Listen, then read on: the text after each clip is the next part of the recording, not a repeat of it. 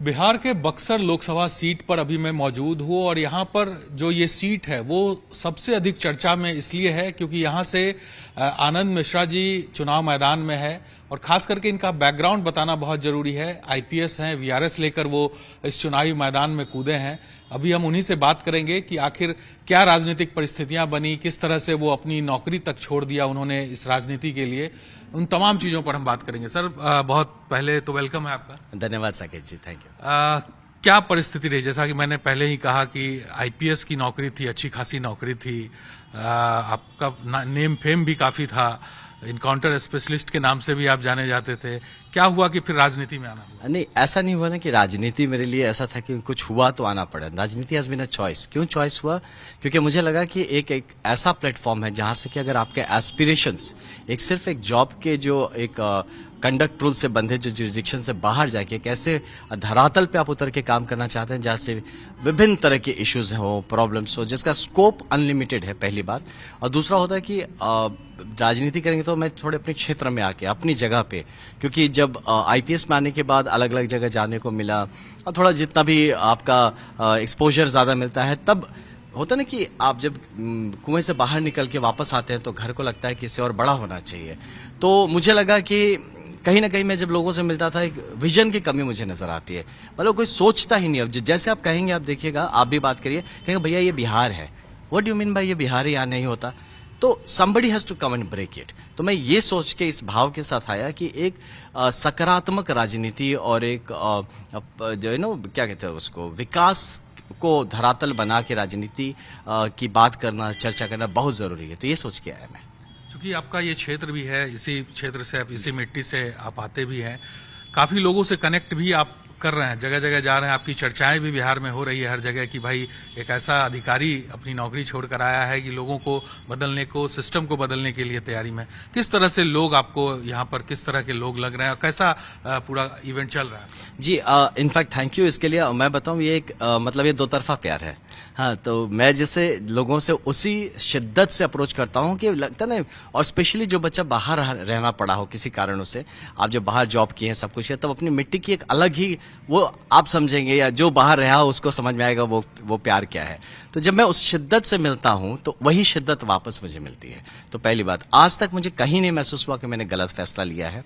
बिल्कुल ही ऐसा नहीं लगा कि मैं गलत लोगों के बीच में हूं। मुझे बल्कि ये समझ में आया, हर बार समझ में आया कि हमारे लोग तैयार हैं, they are ready for the development.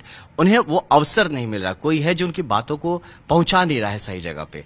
तो एक तरफा ट्रैफिक चल रहा है यहाँ पे। ये हो रहा है कि जो हेलीकॉप्टर उड़ के गांव तक आ रहा है, वो हेलीकॉप्टर गांव से किसी बच्चे को उड़ा के शहर नहीं ले जा रहा है। तो इसलिए मुझे लगा कि it's a good thing to be here, और मुझे बहुत ही आगे, मैं बहुत ही आशान्वित हूँ।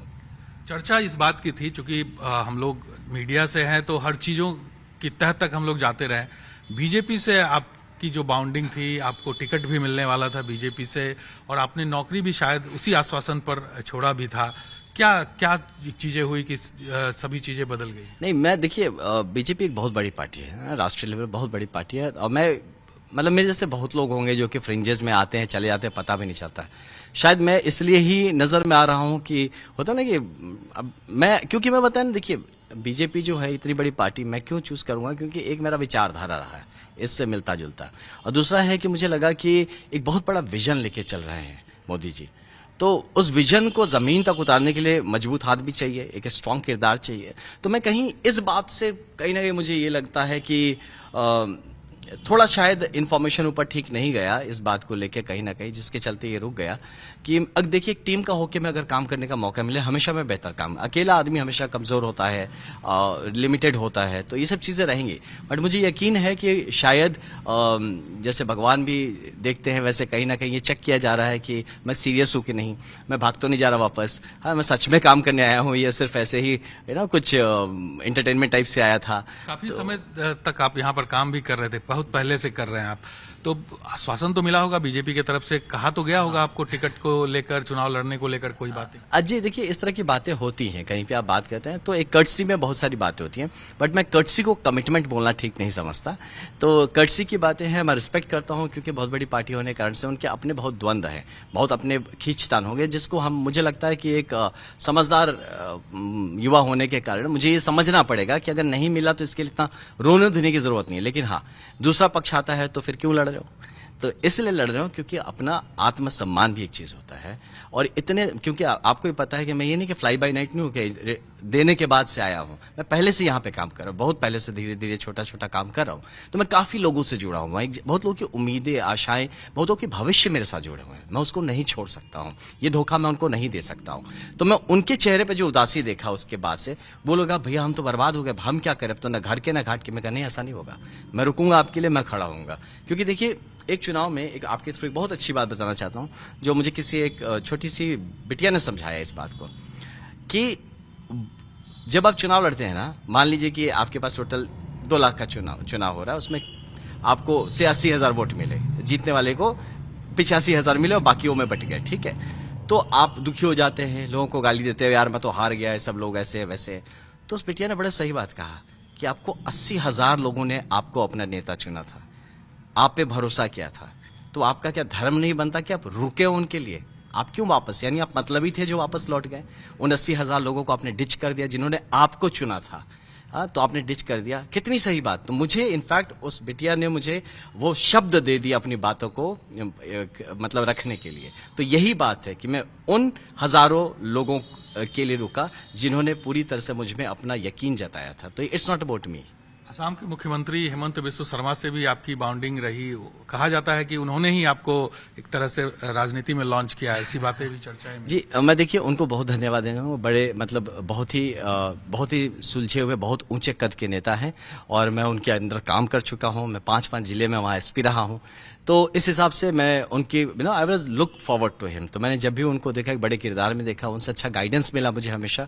तो एक बड़े भाई की तरह कह लीजिए, तब एक सीनियर थे हमारे, तो उस हिसाब से कहा जाए तो यस। अब वो देखिए, एकलव्य भी द्रोणाचार्य को अपना गुरु बोलता था, है ना। तो ये भी होता है कभी कभी कि ये भी चीज़ है। तो इसलिए मैं ये फिर नहीं कहूंगा कि किसी ने लॉन्च किया या किसी ने, क्योंकि अगर वो लॉन्च करते तो मैं बता रहा हूँ यार, ऐसे खाली तो नहीं जाता ना।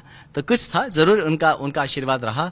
तो एक हमेशा आई एम श्योर कि जितने भी बड़े लोग हैं जो देश चला रहे हैं, मैं मानता हूँ वो हमेशा चाहेंगे कि एक वेल मीनिंग लड़का हो, चाहे पार्टी से रहे चाहे पार्टी के बाहर भी रहे, लेकिन देश के लिए अगर काम करता है तो मुझे पूरा यकीन है कि उन सबका सपोर्ट हमेशा मिलता रहेगा। मोदी जी को किस तरह से देखते हैं? मोदी जी जो काम कर रहे हैं उसको अगर आप अपने आकलन के हिसाब से देखें तो क्या कहें?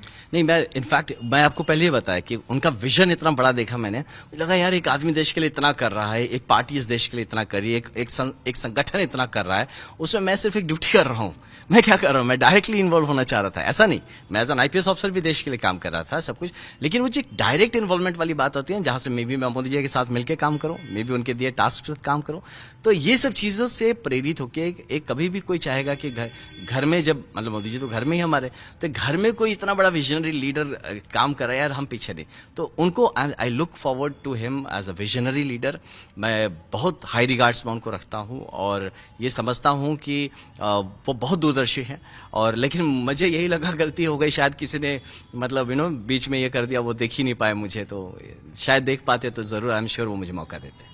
मोदी जी कहते हैं कि बिहार से 40 सीट जीतेंगे, देश में 400 पार होगा, तो 40 सीट में आनंद जी अगर यहाँ से जीत जाते हैं तो 40 तो पूरा नहीं होगा, कि आनंद जी जुड़ जाएंगे फिर 40 के लिए? देखिए, मैं ना बक्सर के इंटरेस्ट के लिए कहीं भी जुड़ने को तैयार हूँ, मैं सच कह रहा हूँ। हाँ, मैं मतलब वो पॉलिटिक्स नहीं कर रहा हूँ, मैं पॉलिटिकल बातें लोग कहेंगे बड़ा सेफ प्ले कर, नहीं।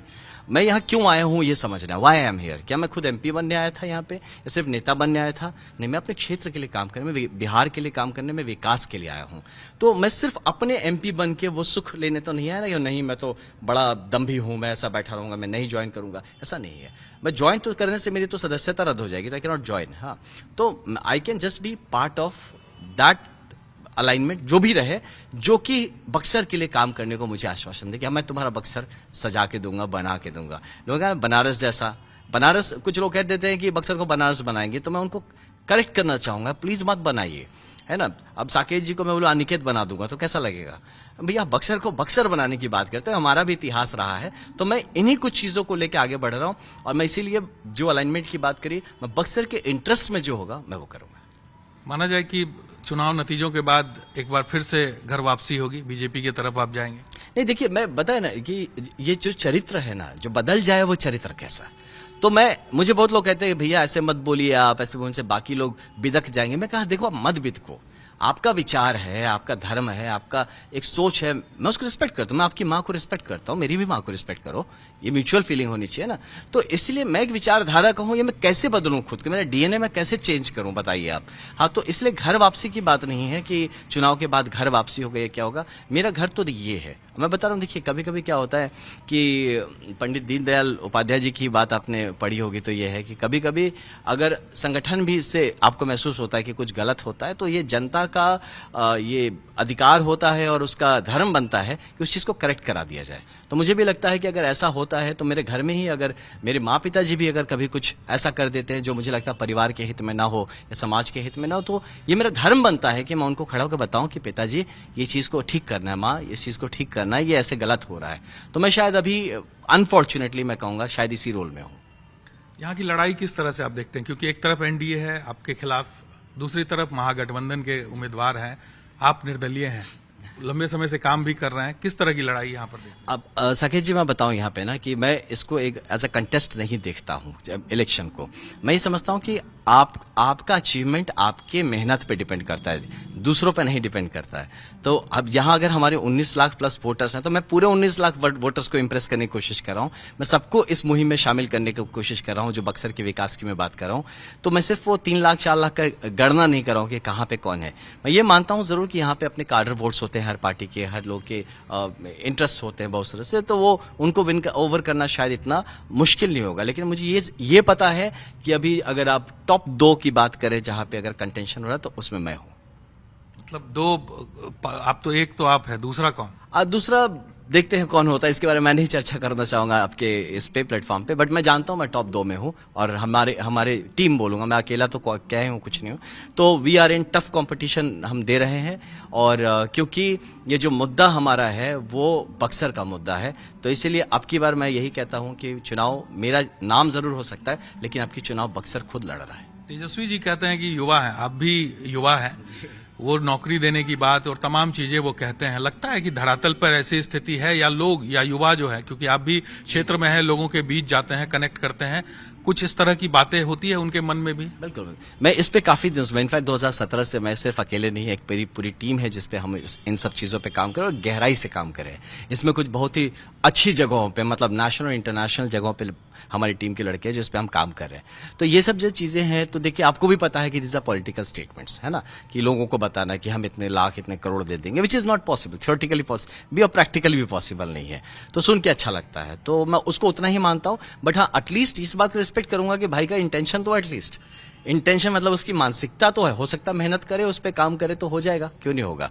तो उसी के लिए सब करे। तो मैं चाहता हूं, देखिए ये पार्टी पॉलिटिक्स सब अपनी जगह, इलेक्शन तक ही रहना चाहिए, उसके बाद सबको मिलकर एक ही काम करना है, अपने क्षेत्र का विकास, बिहार का विकास, की जब हमारा 2047 का जब विकसित भारत का जो सपना है वो हमारे बिहार के चलते कहीं अधूरा ना रह जाए। इसलिए बहुत मेहनत करनी है, सबको करनी है और मिलकर करना है। आखिरी सवाल है कि मोदी जी 400 पार की बात कहते हैं, आपको लगता है ग्राउंड पे कि इस तरह की स्थिति है 400 पार वाली, और फिर से मोदी जी आ रहे हैं? देखिए ग्राउंड पे क्या होता है ना कि आपके दो थे, एक होता है आपका रैशनल माइंड जो देखता है तो डाउट करता है, हाँ, कि होते नहीं दिख रहा है ऐसा। हाँ, बट एक इमोशनल माइंड होता है जो चाहता है कि ऐसा हो जाए। हाँ, तो ये दोनों का द्वंद है जहाँ पे हम कहीं फंसे हुए हैं। क्या 400 पार होगा? अब मैं तो चाहता हूं, मैं भी चाहता हूं कि भाई 400 पार क्यों, मतलब पूरे 400 जितने भी हमारे, मतलब पूरे के पूरे सीट आ जाने चाहिए हमारे। लेकिन देखते इतना इजी नहीं है, क्योंकि जमीन पे क्या है कि बहुत सारा रेजिस्टेंस है जिसको कहीं ना कहीं हम अवॉइड कर दे रहे हैं, कहीं ना कहीं इग्नोर कर दिया जा रहा है। कोई मुझसे कह रहा था कि देखो फेलियर के 2 ही कारण होते हैं, या तो वहम या तो अहम। तो इन दोनों पे कंट्रोल रखना है, कहीं वहम नहीं रखना है कि यार हम ही हम है, और अहम भी नहीं रखना है कि हम ही हम है, यहीं पे गड़बड़ा जाता है। बक्सर के सांसद बनने के बाद क्या मोदी जी के हनुमान के तौर पर काम करेंगे यहाँ? नहीं नहीं, मैं आनंद मिश्रा बन के और बक्सर का सांसद बन के काम करूंगा। ये बात समझना बहुत जरूरी है कि ये जो नैरेटिव है, ठीक है, ये इंकरेजमेंट के लिए ठीक लगता है, मैं इसके अगेंस्ट नहीं हूं, बट मैं चाहता हूं कि जिस संगठन को मैं सपोर्ट भी करता हूं, इसके विचारधारा को मानता हूं, मैं चाहता हूं कि हमारे लोगों को सशक्त किया जाए, उनको इस तरह से ना ऐसे ना कर दिया जाए कि डिपेंडेंट ना कर दिया जाए। क्योंकि देखिए, अगर आप एक सिंबल पे या किसी और के नाम पे हम वोट मांगते हैं तो फिर जिम्मेदारी भी पूरी उनको लेनी पड़ेगी फेलियर की। तो क्यों सांसदों को गाली दिया जा रहा है? उनकी तो दोषी नहीं, गलती नहीं है, वोट तो उसके नाम पे मिला भी नहीं था। तो फिर अकाउंटेबिलिटी कहां रहेगी सिस्टम में, जिम्मेदारी कौन लेगा? तो इसके लिए मुझे लगता है कि सिर्फ सिंबल की जो बात होती है, मैं कहीं ना कहीं इस बात को मानता हूं, सिंबल इज वेरी इंपॉर्टेंट, फिर से बोलता हूं, सिंबल के पीछे खड़ा कैंडिडेट भी इंपॉर्टेंट है, उसके पीछे खड़ा एक सपोर्ट रहे, वो बात ऐसे अच्छे लगता है। कहा तो जा रहा है कि कैंडिडेट कुछ है ही नहीं, मोदी जी का चेहरा है, वोट मोदी जी को पड़ रहा है। देखिए, अब ये है जो लोग डेडिकेटेड लोग हैं यही सोच के करते हैं, और शायद कहीं ना कहीं देश का एक बड़ा हिस्सा है जो ये कर रहा है, लेकिन मैं उनके लिए भी अपील करूंगा कि जो वोट पड़े वो हमारे बच्चों के भविष्य के लिए पड़े, है ना। अगर एक स्ट्रांग चेहरा है हमारे, उस बात की खुशी होनी चाहिए, उस बात का अच्छा लगना चाहिए कि होना चाहिए कि जो प्रसाद चढ़ता है ना मंदिर में, वो भक्तों में बढ़ता है, भगवान नहीं खाते हैं। तो वो जो भक्त जिनमें बढ़ता है, जो पंडित जी हैं, वो इम्पोर्टेंट है। सिर्फ भगवान जी की मूर्ति को लेके हम अगर हर चीज कर ले तो वह इम्पोर्टेंट, वो कारण है, लेकिन अगर वो भक्त ही ना हो, वो पंडित ही ना हो मंदिर में, तो फिर तो वो वीरान मंदिर हो जाएगा ना। तो इसलिए वो जरूरी है। क्या मंत्र है इस बार लोकसभा चुनाव जीतने का बक्सर में? नहीं, मेरा बस यही है कि सब आनंदमय रहे, तो यही मेरा मंत्र है, आनंदमय रहना है, खुद भी, हमारी टीम को भी आनंदमय रहना है, जो हमसे उनको लगता है मैं उनके अपोजिशन में, उनको भी आनंदमय रहना है, और जब सब जीत जाए तो सब आनंदमय हो, देश भी आनंदमय हो, मैं यही चाहूंगा। के लिए बहुत बहुत शुभकामनाएं आपको। बहुत धन्यवाद। तो आनंद जी हैं, चूंकि आईपीएस थे, सरकारी ओहदे पर थे, सबसे बड़े नौकरियों में गिना जाता है आईएएस आईपीएस की नौकरी, वो नौकरी छोड़कर वो आए हैं जनता की सेवा करने, और यहाँ पर कई सालों से वो काम भी कर रहे हैं बक्सर में। अब देखना होगा जनता इनके काम पर कितना मुहर लगाती है। जब 4 जून को नतीजे आएंगे उसके बाद सब कुछ तय होगा, लेकिन मेहनत में कहीं से भी कमी इन्होंने नहीं छोड़ी है अपने क्षेत्र में। कैमरा पर्सन सौरभ के साथ साकेत कुमार, टाइम्स नाउ भारत, बक्सर।